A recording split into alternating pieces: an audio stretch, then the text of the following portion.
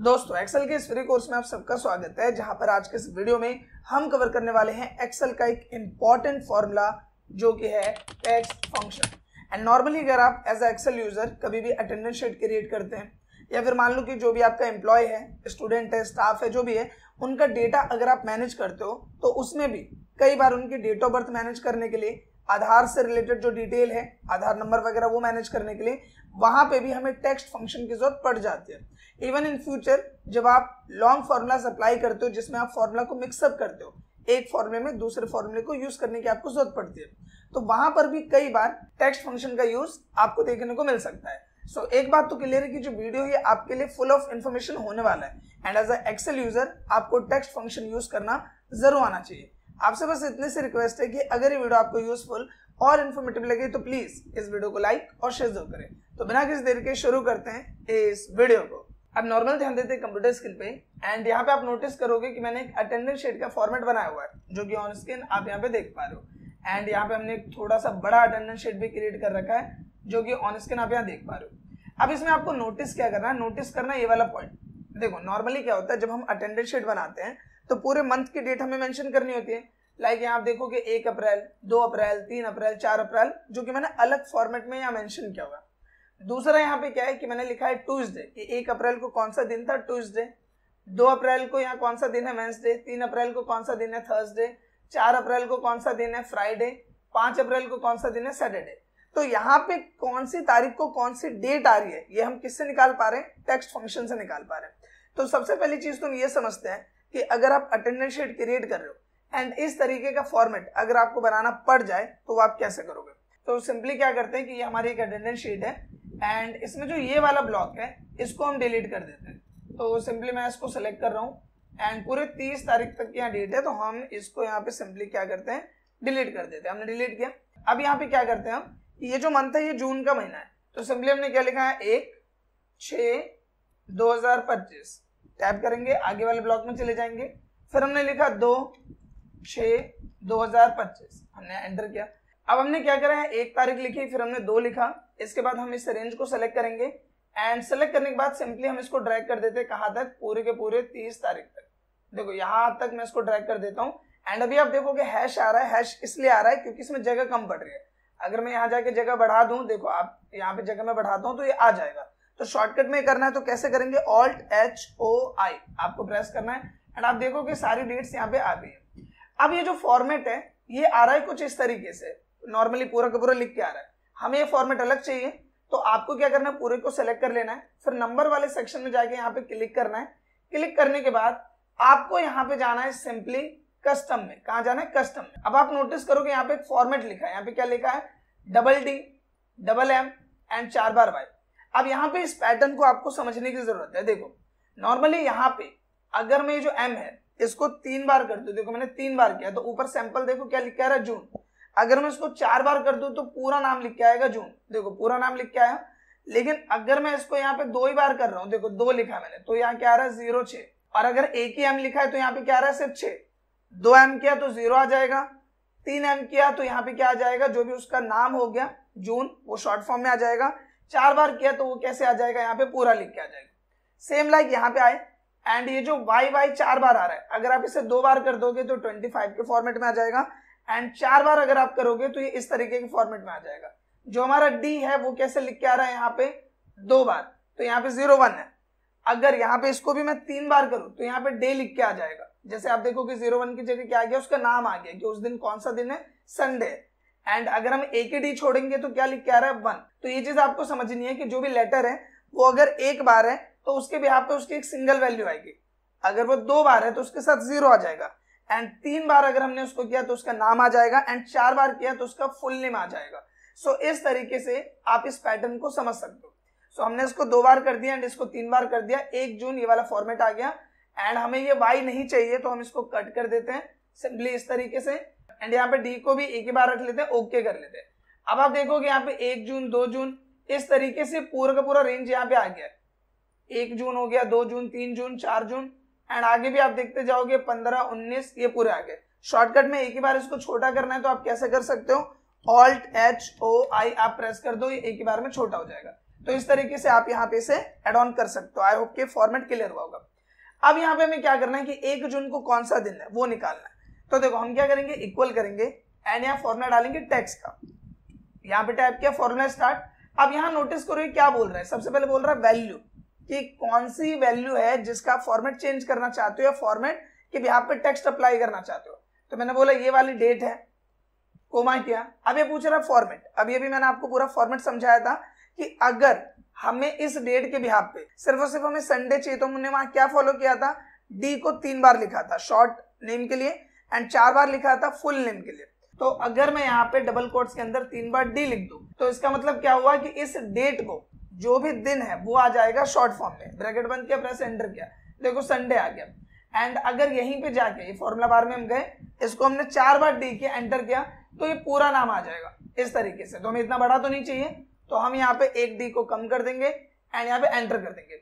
So basically text formula करता क्या है कि जो भी ये प्रॉपर्टी है, जो भी आप यहाँ सेल सेलेक्ट कर रहे हो, उसको एक नया फॉर्मेट प्रोवाइड करता है। यानी कि जैसे मान लो कि उसका पूरा फॉर्मेट यहाँ पे अलग है, जैसे इसमें क्या है, इसमें डी भी है, MM भी है, YY भी है। हमें सिर्फ क्या चाहिए इस डेट में से, सिर्फ चाहिए हमें इसमें से DD, वो भी कितना 3 बार, ताकि यहाँ पे जो भी उसका नाम है वो आ सके। एक बार हम चेक कर लेते हैं कैलेंडर में जाके।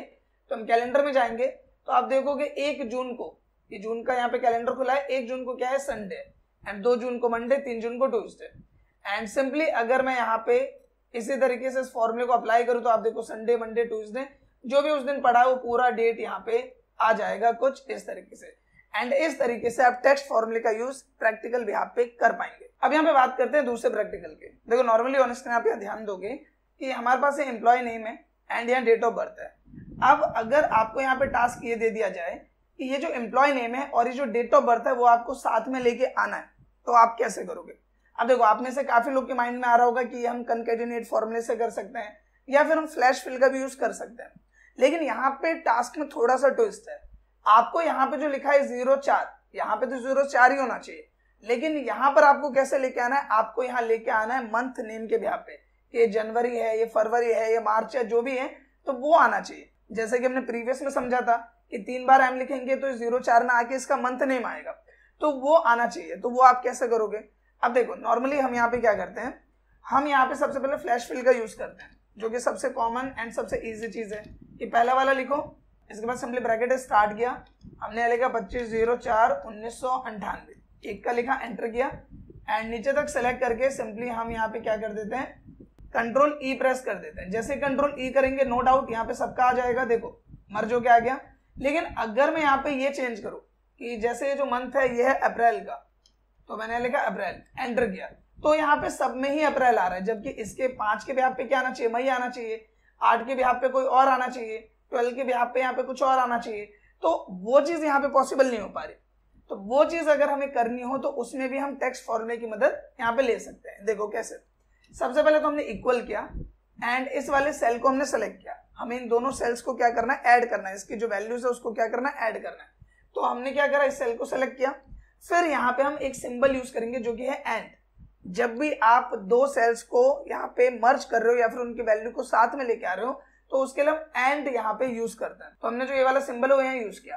अब यहाँ पे आपको क्या करना है, सिंपली यहाँ पे एक फॉर्मूला लगा देना है टेक्स्ट का एंड सिंपली आपको क्या करना है, ये वाला सेल है इसको सेलेक्ट किया, फॉर्मेट क्या रखेंगे, तो डबल कोट्स के हमने 2 बार डी लिखा, यानी कि जो 25 आ रहा है ये ठीक है। इसके बाद यहाँ पे हमने हाइफन दिया, फिर हम क्या बोल रहे हैं कि ये जो मंथ आ रहा है ये मुझे चाहिए यहाँ पे नाम के हिसाब से, तो यहाँ पे 3 बार M दे दिया हमने एंड इसमें हमने दे दिया 4 बार Y।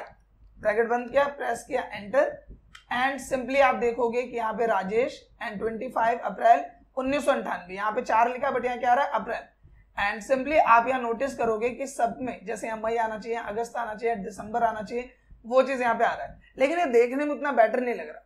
तो आप इसमें और क्या कर सकते हो, आप सिंपली ये कर सकते हो कि एंड के बाद यहाँ पे डबल कोट्स के अंदर आप इस तरीके से कॉलन दे दो एंड यहाँ पे स्पेस दे दो, सिंपली इस पे भी स्पेस दे दो एंड डबल कोट्स में क्लोज करने के बाद आप इसे एक एंड और दे दो।